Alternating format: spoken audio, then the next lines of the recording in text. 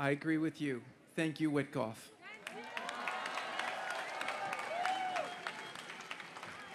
I've had the great honor for the last 10 months of working with Steve very closely, even more so in the last month. And I have to tell you, it's been an honor to me to work with such a special man who's approached this impossible task with a full heart and with a full commitment. And when things got tough and we ran into brick walls, every time that happened, we just said, let's make a new plan, let's try again. And that's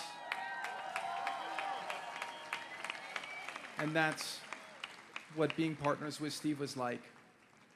And I also have to say, working with President Trump on this, his commitment to seeing peace, to seeing the hostages return home, to seeing Israel secure and safe, and to seeing the entire Middle East stable and thriving is unmatched.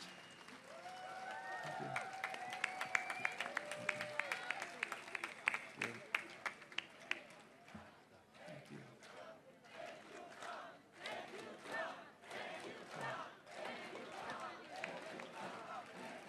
That's right.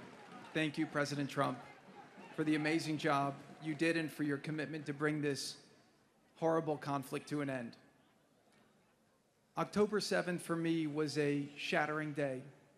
My wife and I were at a friend's wedding in Colorado, and I remember hearing the news, and I just went to the hotel room, and I was looking at videos and trying to speak to whoever I could to get information, and I just stayed there all night, and I cried.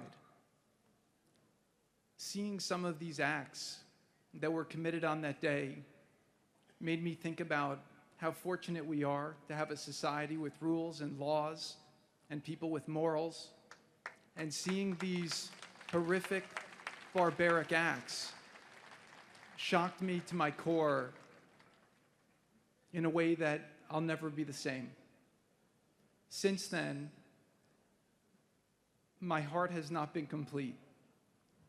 And it's been a tremendous burden that I felt to see these hostages come home.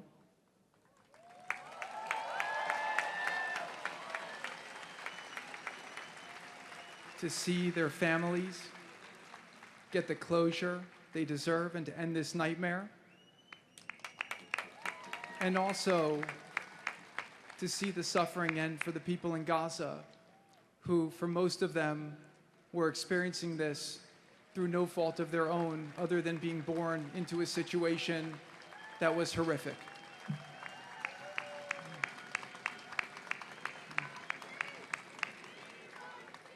We're not going to celebrate tonight. We're going to celebrate on Monday when the phase 1 gets into conclusion. But what I did come here tonight to say was that I couldn't be more proud to see the way that the state of Israel and its people have carried themselves through this traumatic, unthinkable, horrific experience. Instead of replicating the barbarism of the enemy, you chose to be exceptional. You chose to stand for the values that you stand for.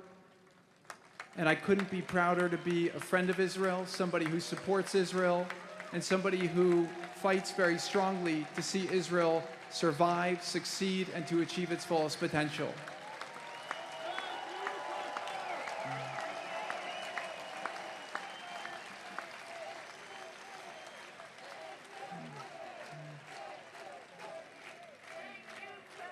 Thank you.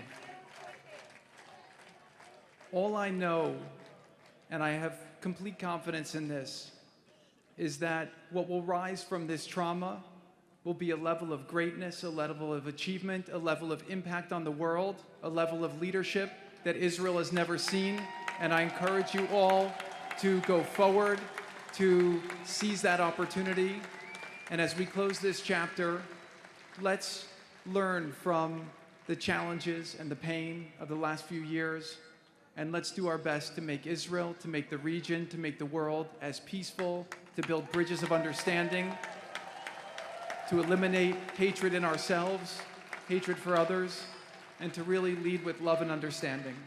So I thank you all for the tremendous commitment you've all shown, for the support that you have given to these amazing families through such a horrific time.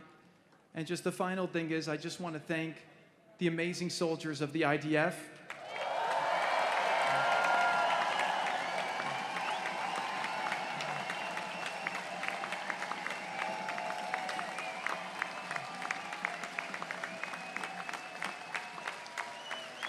Without their heroism and brilliance and bravery, this deal would not have been possible. So really want to give a big tribute to them. So God willing, we've accomplished the first phase. It's been very, very rocky. Steve and I will one day tell the stories. They'll make you laugh. They'll make you cry. It was crazy. I noticed he had no four-letter words in his speech because I think he used them all up in the negotiation. But I think that it's a really great thing, hopefully, to celebrate Monday. So really an honor to be with all of you tonight, and I'll introduce my wife, who wants to say a couple words.